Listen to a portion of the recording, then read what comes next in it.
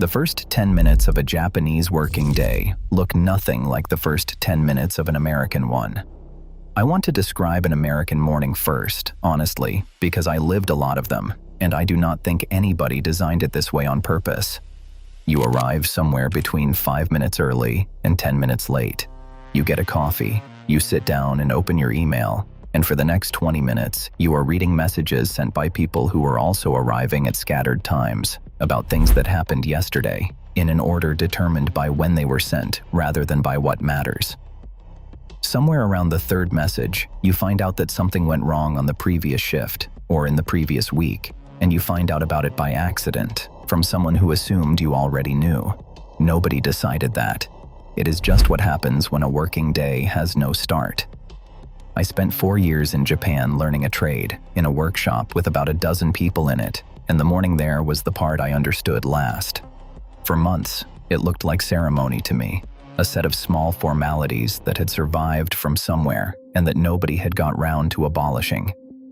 It is not ceremony. It is maintenance. Of the equipment, of the information, and of the group, in that order, and almost all of it happens in the 10 minutes before the work officially begins.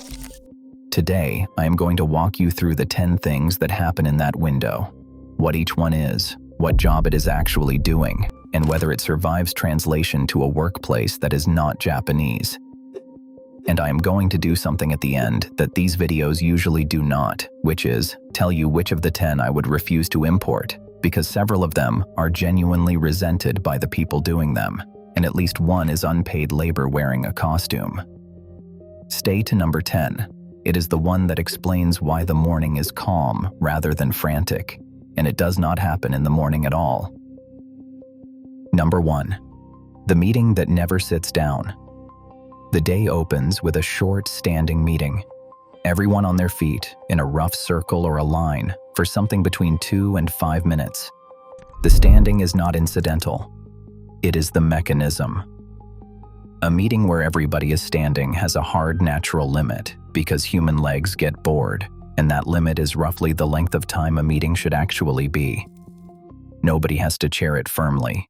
Nobody has to cut anybody off. The physics does it. What gets covered is narrow on purpose. What happened yesterday that the group needs to know. What is happening today. Anything unusual, a delivery, a visitor, a machine behaving oddly.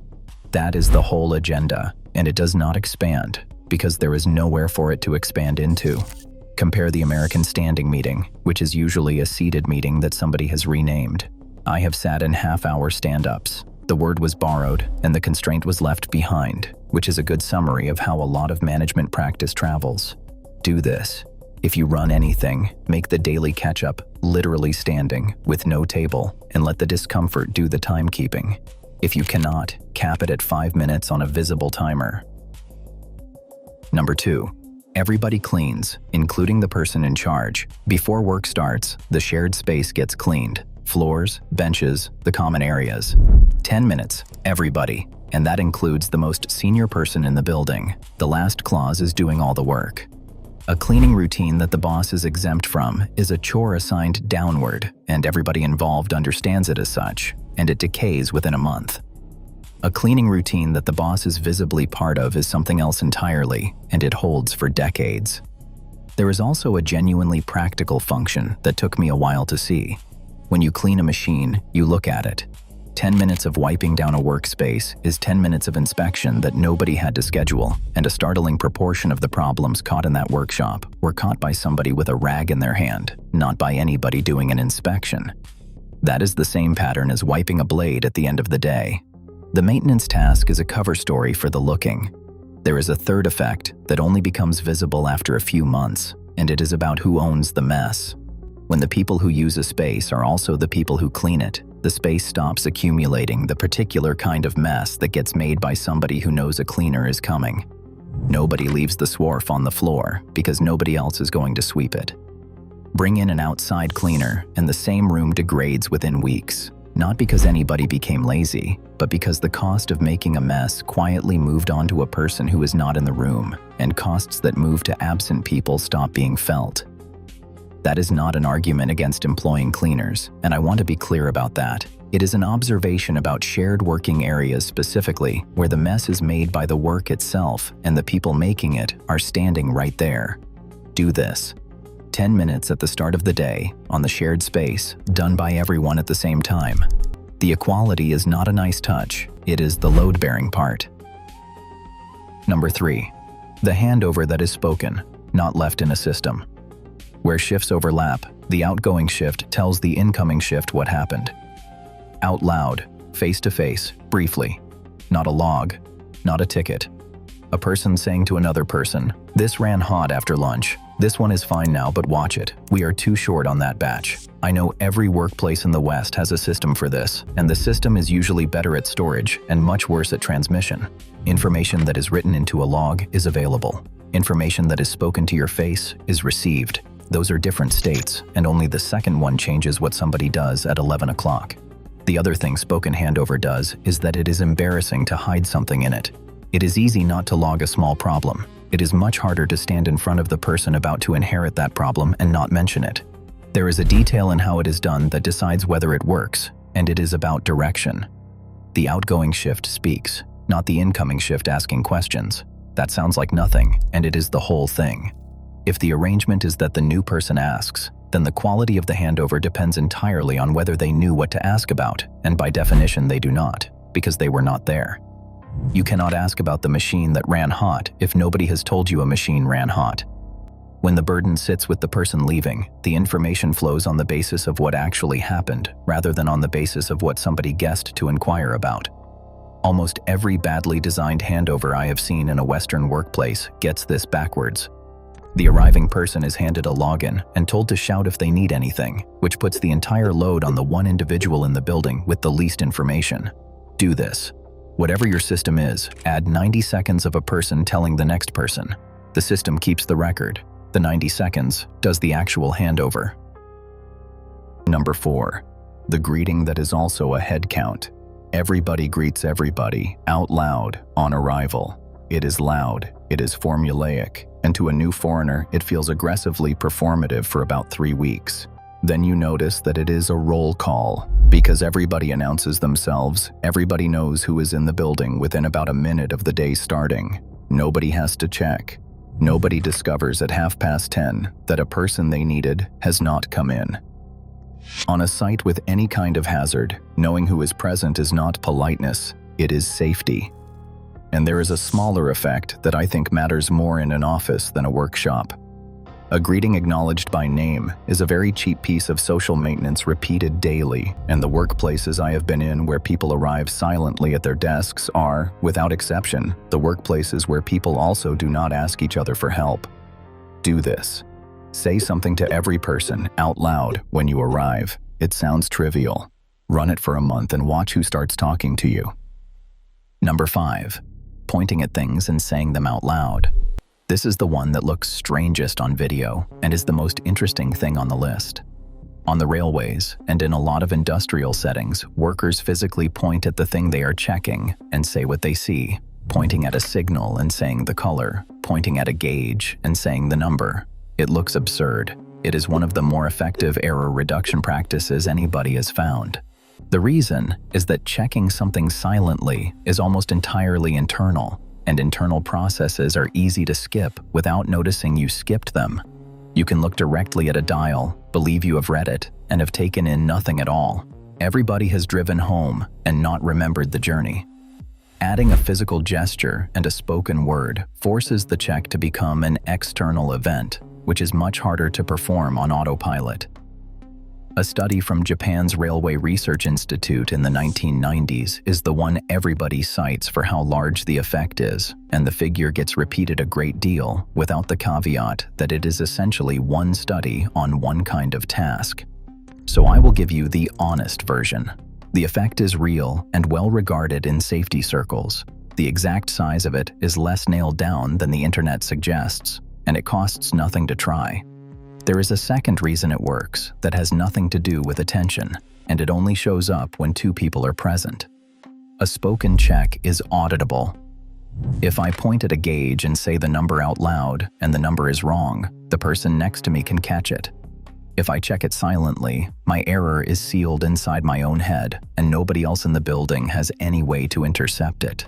So the practice quietly converts a private act into a shared one, and a shared one has two sets of eyes on it for no extra cost. That is also why it does not feel silly after the first week.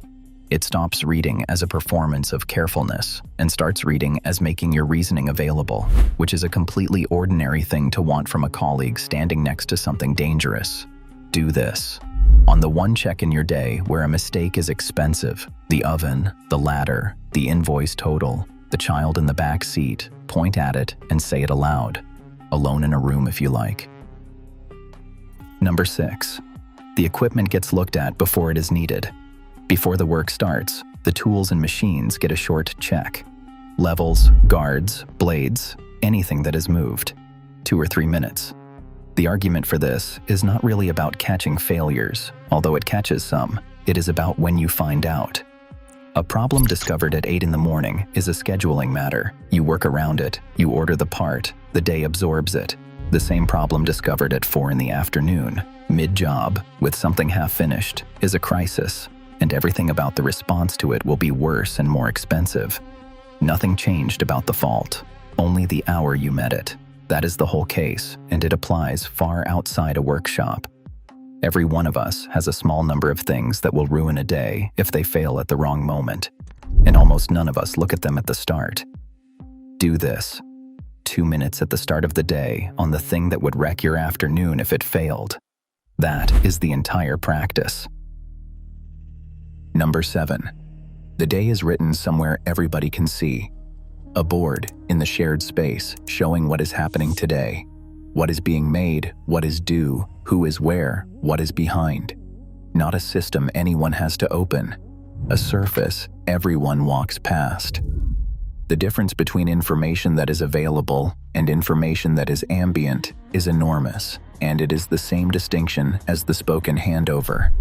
A schedule inside an app is available to anybody who chooses to look, which in practice means it is consulted by the 2 people who were already organized.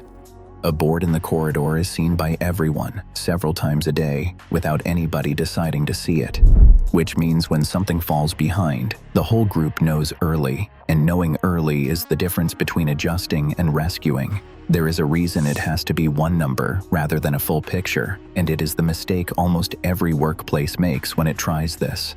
A board with 30 figures on it is not ambient information. It is a document that happens to be hanging on a wall, and people walk past documents. The eye needs something it can read in the 1.5 it takes to go by, which means 1 number or 2 large. The second rule is that it has to be a number somebody can act on today. Quarterly revenue on a workshop wall is decoration, and nobody standing in front of it can change it this afternoon. Units left to finish, or hours behind, or how many are waiting. Those change what a person does in the next hour. Get either of those wrong, and the board becomes wallpaper within a fortnight, and then everybody concludes the idea does not work, when what did not work was the choice of number. Do this. Take the one number that describes whether today is going well and put it on a physical surface people already walk past. A whiteboard, a sheet of paper, not a dashboard. Number 8. There is a moment of changing into work. People change into work clothes on site rather than arriving in them. I underestimated this for a long time, and I have come round to thinking it is one of the more important items here because of what it does to the shape of a day. Changing clothes is a threshold. Before it, you are a person who commuted. After it, you are working. There is a discrete moment in a specific place with a physical action attached, and your head follows your hands. The modern trend runs hard the other way. We remove the uniform, then we remove the commute, and a great many people now go from bed to work with no boundary of any kind, and then wonder why work does not stop at 6 either. A day with no beginning tends not to have an end. If you work at home, this is the cheapest fix available to you, and it sounds ridiculous until you run it for a week. Different clothes, or even just shoes on, at a fixed time. The place it happens matters as much as the act, and this is where the home office version usually falls down. Changing at the workplace means the boundary sits between the commute and the work. Changing at home means it sits inside your house, which is a much weaker line. You can cross it in either direction in 4 seconds without anybody noticing, including yourself. The nearest honest substitute is to attach the change to a threshold you already have. Shoes on at the front door and a short walk around the block before you sit down works far better than changing a shirt in your bedroom because it puts a physical journey between the two states. That sounds like a lot of ceremony for a person working 10 feet from where they slept. It is exactly as much ceremony as the situation requires, because 10 feet is not a boundary and something has to be. Do this. Put on one item of clothing that you only wear for work at the same time each day, and if you work at home, attach it to leaving the building and coming back. Take it off when you finish. Number 9. The body gets moved before the work does. In factories, on construction sites, and in a fair number of offices, the day starts with a few minutes of light calisthenics, the sequence broadcast on national radio since before the war, which most Japanese adults know from childhood. There is no exertion in it. Nobody gets sore. It is joints through their range, 3 or 4 minutes, done as a group. The injury argument is straightforward for anyone doing physical work, and it is what everybody assumes the exercise is for. But I do not think it is the main effect. The main effect is that everybody starts at the same second. A group that has just done something together, in unison, is synchronized in a way a group that has drifted in one by one is not, and the first hour of the day runs differently as a result. Do this. If you work alone, 3 minutes of joints through their range before you sit down. If you work with people, the group version is worth more than the individual one and is much harder to introduce without embarrassment. I will not pretend otherwise. Number 10. The morning was actually built yesterday evening. Here it is, and it does not happen in the morning at all. The reason that workshop could open the day with a 5-minute meeting and get straight to work is that the previous shift left it ready. Benches cleared, tools back in assigned places, the mess dealt with by the people who made it, the note written for whoever came next. Nobody arrived to somebody else's chaos, so nobody spent the first 40 minutes doing archaeology on yesterday. That is the honest answer to why the mornings were calm, and it is slightly annoying if you came here for a morning routine, because the fix is in the wrong part of the day. A frantic morning is almost never a morning problem. It is a closing problem from the night before, showing up late. There is a version of this that applies even if you work entirely alone, and it is the one I actually use. Leave the next task set up rather than finished, not tidied away. Set up. The file open at the place you stopped, the note saying what the next move is, the material out on the bench. The reason is that starting is the expensive part of any piece of work, and starting from a cold, cleared, ambiguous desk means paying that cost every single morning.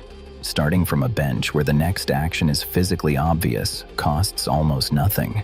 My teacher never left a job at a clean break. He left it a few minutes short of one, deliberately, with the next step visible. I thought for a long time that this was untidiness, and it is close to the opposite. He was leaving himself a handhold. Do this. Take the 10 minutes you would have spent improving your morning and spend them at the end of today instead, leaving the space ready for the person who arrives tomorrow, who is you, and stop mid-task rather than at a clean end. So, 10 things. The meeting that stands, the cleaning everybody does, the spoken handover, the greeting that counts heads, pointing and saying it out loud, the check before the work, the bored people walk past, the change of clothes, the body moved together, and the evening that built the morning. Now the part I promised, which is what I would not import. The cleaning is genuinely resented by plenty of people, and where it happens before paid hours, it is unpaid labor with a cultural justification attached, and I do not think dressing that up serves anybody. If you run something and you want the cleaning, put it inside paid time. It works just as well, and it is not a small theft. The morning exercise is the one most likely to be hated in a Western workplace, and forcing it on adults who find it humiliating will cost you more than the stiffness it prevents. Offer it. Do not require it. And the greeting can slide from a headcount into a performance of enthusiasm that people have to produce whether or not they have it in them. The useful version is knowing who is in the building. The version where volume is graded is something else, and I would leave it behind. The other 7 I would take anywhere, tomorrow, without modification. Now tell me the number. Out of those 10, which one would your workplace actually adopt? Just the number, in the comments. I suspect 3, because everybody has been burned by a handover that lived in a system nobody read. And if this landed, send it to whoever runs your mornings. Next time I am going to show you the 10 places a Japanese conversation uses silence, and what an American reflexively puts there instead, including the pause after a question that means the answer is being taken seriously, and the gap in a negotiation that costs real money to break. In my first year, I talked far too much, and it took me a long time to understand that I was not being friendly. I was interrupting something. Until then, fix the evening, and the morning fixes itself.